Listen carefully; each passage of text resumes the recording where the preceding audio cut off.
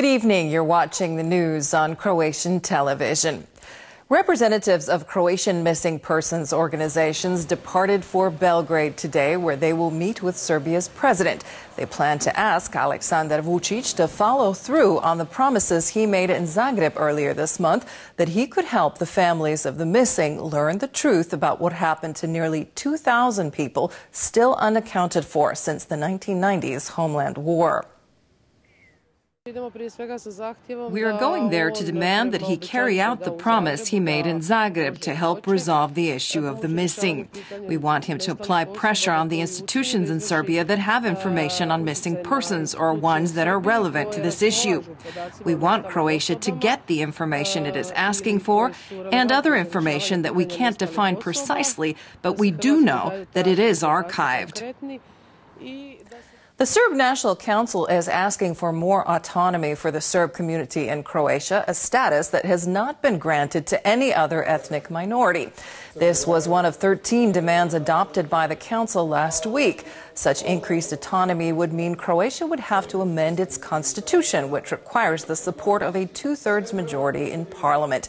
Croatian officials have said the organization had the right to ask, but have also signaled that getting such a measure through parliamentary procedure was highly unlikely.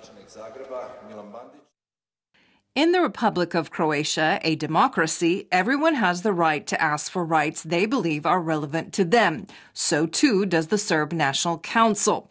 Should the granting of these rights require amending existing or passing new laws, that is the responsibility of the government of the Republic of Croatia and the Croatian Parliament. Croatia is a democracy, and of course everyone can voice their demands and expectations. I assume it is the same for Croats who live in Serbia. However, decisions are made by the procedures outlined in the Constitution and our laws. The cleanup of a local landfill in Split has been making national headlines in recent days.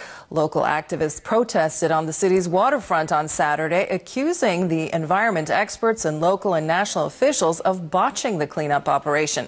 The opposition in the city assembly claims the lack of transparency and could pose a health risk for residents. Environment Minister Tomislav Ćorić addressed the issue today, saying there was no alternative to the cleanup. Karepovac is Croatia's largest untreated landfill. We will be following the situation in Karepovac closely because we want this cleanup to be carried out well and as soon as possible. Will somebody be held accountable? As far as accountability is concerned, we should look for it on the local government level. State Assets Minister Gordan Marić has confirmed that the state has sold 3 hotels on the Adriatic coast: Jadran Crikvenica, Makarska and Club Adriatic.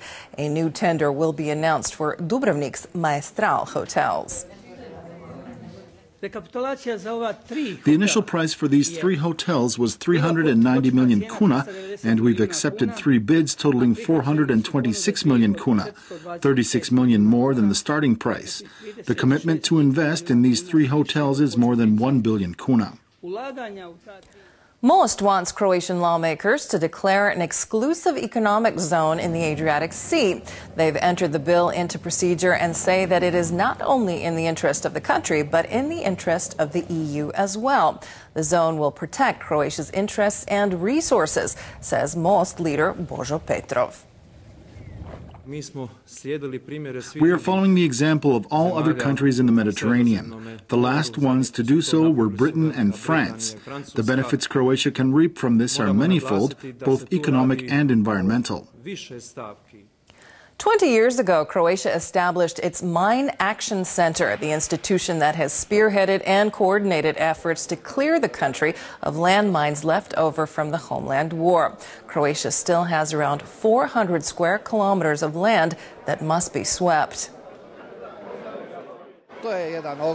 This is a huge job and an enormous effort by the government, but it is also increasingly seen as something that is in the interest of the European Union, which has increased funding for demining in Croatia. A big part of the job is behind us, but we still have a lot of work to do. The job of clearing up these mines started with the police, the military, and civil defense. There were a lot of problems early on, inexperience, a lack of proper gear and equipment. but there was a lot of will and determination. Croatia has signed a cooperation agreement with the European Space Agency. The agreement will create the framework for more intensive and concrete peacetime cooperation in research and space exploration. It is also expected to improve networking between Croatian scientists and European industries and advancement in the areas of astronomy and astrophysics, meteorology, ecology, satellite navigation, and robotics.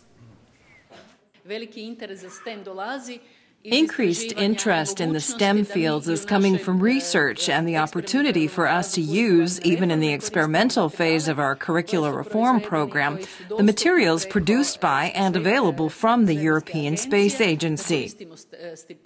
Croatia is already a member of the European space family.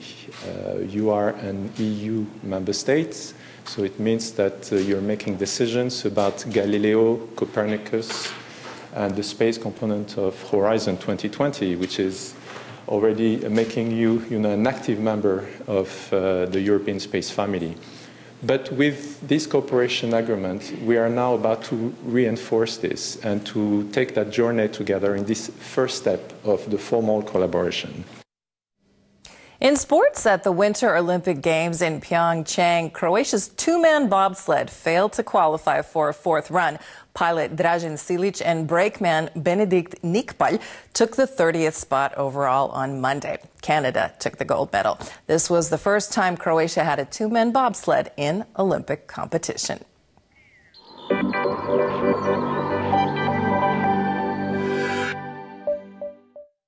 Tuesday's forecast calls for cloudy skies with rain on the coast and sleet and snow in the interior. Southern Dalmatia may see heavy downpours tomorrow. There will be a light to moderate northeasterly wind on the central coast and a high northeasterly in the north. The Velebit area can expect gale force gusts. The far south will see east-southeasterly winds. Morning lows will range from -4 to +1 degree in the interior and from 3 to 8 on the Adriatic.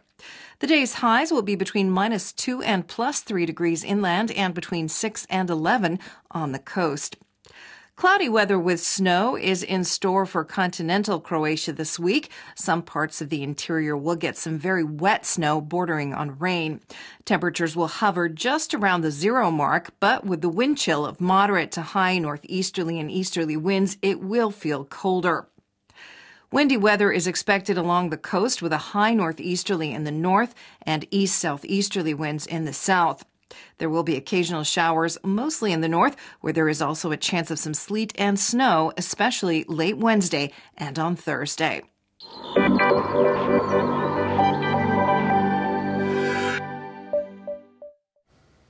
And that brings us to the end of our program. Thanks for joining us. We'll see you again tomorrow.